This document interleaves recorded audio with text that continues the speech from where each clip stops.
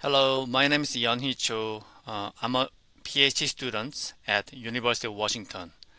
Unfortunately, due to my family issue, I couldn't attend UKC in person, but I want to share my research through this video. Today, I'm going to discuss how high school students understand and react to misinformation, especially from social media and AI.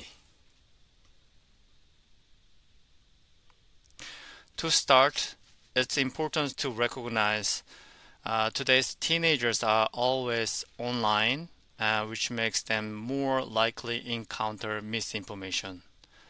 This research aims to explore what these young digital natives know about misinformation and how they're dealing with this issue when it comes to come across the misinformation, especially from the source from social media and AI. Now, let's look at a few examples of how misinformation has affected teenagers in the past. In 2018, a dangerous trend called the Tide Pod Challenge went viral, encountering teenagers to eat the laundry pods, which cause extremely harmful and cause unhealthy condition. This shows just how serious misinformation can be in social media.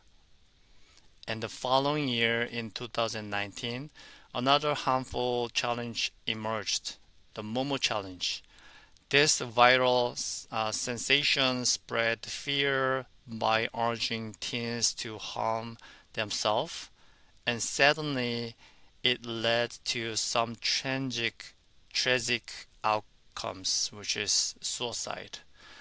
This incident highlights the real danger of misinformation among teenagers. What about the COVID time?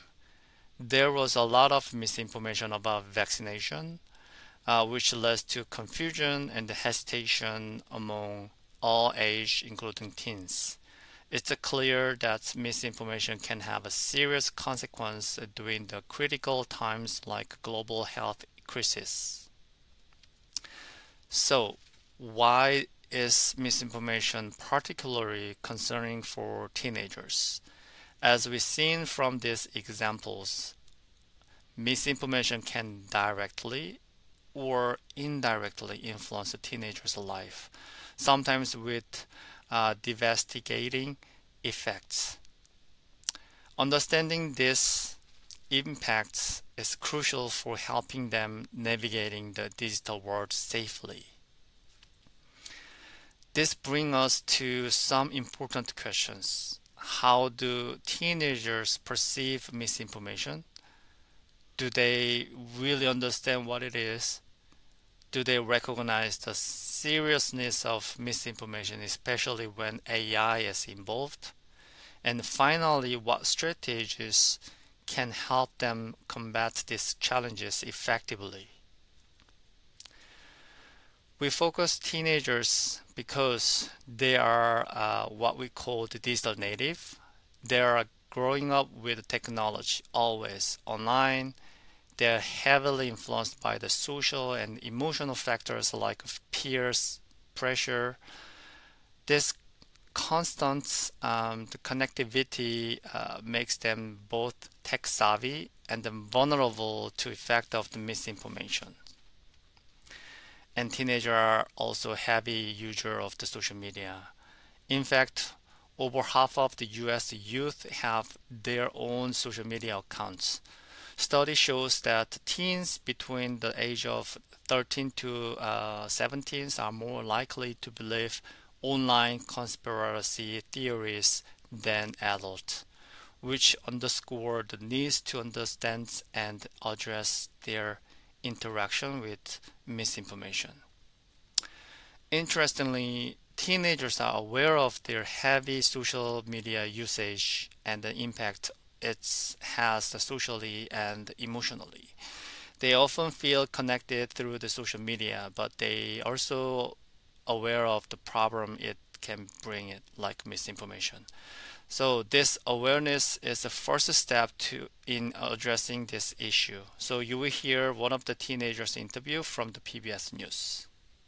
I experience news by mostly going through Facebook because there's like many different ads that pop up either on the site or in my news feed, and also on Twitter. On social media, on the internet, online. I also find out news from like friends, teachers, maybe even parents when we're home talking about politics. Nowadays, like people with my generation, they're always scrolling through social media such as Facebook, and they just want to spread rumors about anything. Fake news is making people more gullible to things they hear online. They mostly think if it comes from something that seems like a credible source but isn't truly, they'll believe it. I do think fake news is a problem.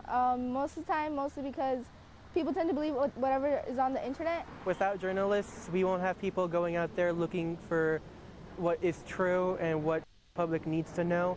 Instead, we'll have people that are willing to make a buck off anything they can post on the internet. So fortunately, as we heard in the interview, the teens are aware of the danger of the social media and they're particularly vulnerable to misinformation because of several reasons, like FOMO, like fear of missing out, or peer pressure. So as we dig deeper, like what is the characteristic of the social media then? Social media messages are short, easy to share, and visually strong. And deepfake, meme, and computer-generated images are common forms of the misinformation on these platforms. So among the various misinformation techniques, deepfake have become particularly problematic. They are now so simple and accurate that it's often difficult to distinguish what is the real and what is not. Similarly, the video editing, the manipulation, the technique is these days many software tools are easy to use and easy to manipulate the video, and it's hard to tell what is authentic because the video itself came from the authentic video, but they're editing on that piece and then change that different situation. So here's an example. Okay. All right. First, I want to know who is our fact checker, huh? Yeah, that would be me. Oh, yeah? Yeah. Why are you asking? Yeah. Well, here's a fact. You're a fire. Yeah. Well, here's another question. Nope. Okay.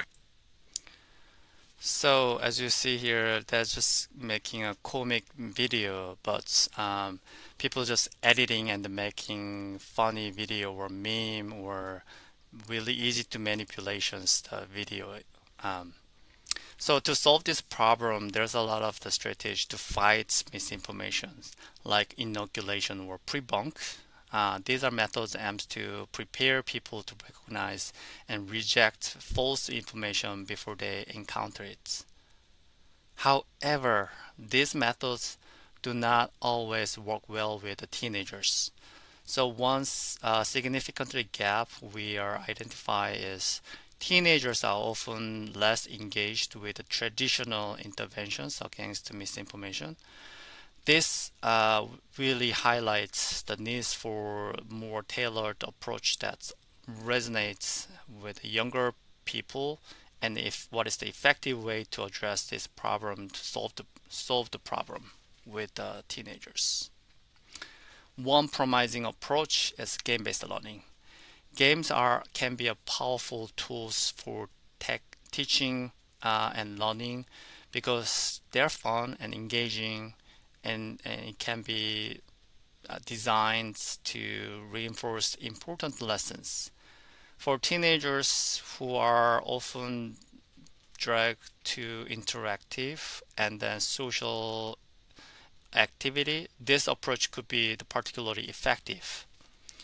However, this one also have a challenge. We need to ensure that fun and engaging aspects of the game actually leading the meaningful the learning part. It's a bit about like paradoxic of the broccoli and chocolate. So broccoli itself is really healthy, which is the learning part too. It's so much meaningful. And chocolate itself is a game, it's fun. But when we combine together, it does not healthy, delicious chocolates or vice versa. So then how can we solve this problem? How can we make a balance, finding more people more enjoyable and educational contents? This is where the debriefing comes crucial. So after playing the game, it is important to discuss and reflect their experience and turning to the learning opportunity. So according to a lot of the gaming experts or scholars, they are empathized that debriefing is helping to solidify what was the learning during the gaming and making the educational experience more effective. So the debriefing itself is important the time to think about learning. So it's better to separate the game and learning in the debriefing. So here's my 2 research questions based on all my backgrounds talked about previously.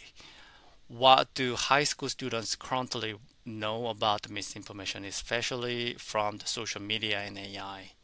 And second, how can we help high school students become better at spot misinformation using games and debriefing? So to answer these questions, we conduct a series of the design activity with 20 high school students age of 15 to 18 over 7 weeks. So each section lasts 30 to 40 minutes about niche. And then we explore the various activity to gauge how they understand and then respond to misinformation. Here are overview of activity we did each week, and then each week building the last, helping us understanding the students' evolving perceptions. So let's talk about what's the results and one by one. In the first week, we're starting with the bonding sections where we play the Liar Liar board game. This is not only introductory the sections, but also help to us to understand their characteristic and get to know each other. Although we didn't collect the data, but we notice the students enjoy the social activity more than the individual activity. In the second week, we explored students' perception of the misinformation on social media. We used affinity diagram. They shared their frustration and annoyance, especially with AI generative contents being mistaken for real art. They also discussed a strategy like using fact-checking websites or asking friends for confirmations. In third weeks, we're focusing on the deepfake. Students played a game that involved spotting the deepfake and then verify the real-world examples on social media. This hands-on experience helped them better understand how easily they could be misled by such contents. Interestingly, after playing the deepfake game, students' confidence level in detecting misinformation actually decreased. However, after debriefing sections, after we discuss their experience, their confidence level improved slightly, showing the importance of the reflections. And moving to week 4 that we discussed about AI. The students were asking how they distinguish AI-generated contents from the real contents.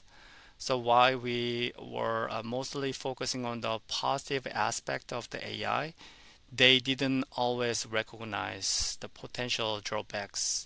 However, an area for further educations. Week 5, we asked students to choose a method that could help solve misinformation problems related to the AI and social media.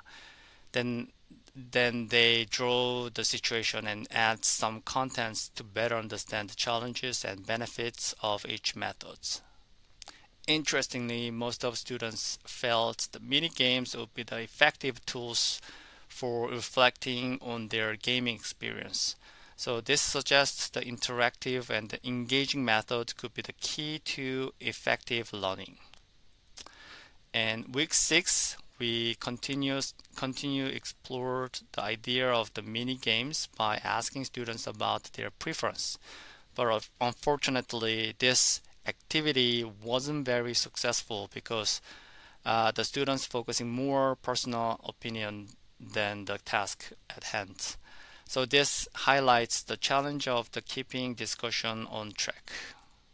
Finally, in week 7, we emphasize the importance of the debriefing, and we like to ask you the reflection questions, and then making small mini game called dice game, and then we want to turn into some of the meaningful lessons.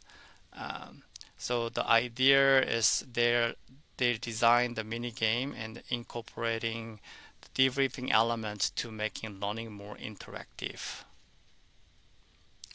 So through this study, we discovered that high school students are more media literate than what I expect. Many of them are aware of the fact-checking website like Snoop and understands the importance of the verification of information. And this awareness is a positive sign, but there's still work to be done. Although this awareness, we found that most of students don't actively evaluate misinformation in their daily life. So they know the strategy, they know the theoretically, they know that they should do it, they know a little bit of methods, but they don't often apply them to their real world. So as we see, there's a gap and disconnections that their knowledge and actions. So this gap could be addressed through more effective debriefing experience that help students externalize and apply their insights. One area that the students are showing strong interests was in generative AI. While they were excited about its potential, they often overlooked the risk, particularly the risk of the AI-generated misinformation. So this highlights the needs for the educational tools that address both opportunity and danger of the AI. And the students, when we ask about AI, often there come up with the ChatGPT is the AI representative tools. Okay, so in conclusion, AI's growing impact on misinformation is something that we must pay attention to. Why students are excited about AI, they struggle to understand the associated risk in connecting their daily life, especially when it comes to misinformation. So this study suggests the gamify debriefing method could be an effective way to educate teenagers about their challenge. Thanks for listening. If you have any questions, please feel free to send me an email. And I apologize for not being able to attend the UKC in person, but I hope we can connect and then collaborate in the future. And special thank you to UKC for allowing me to share my research online. Thank you.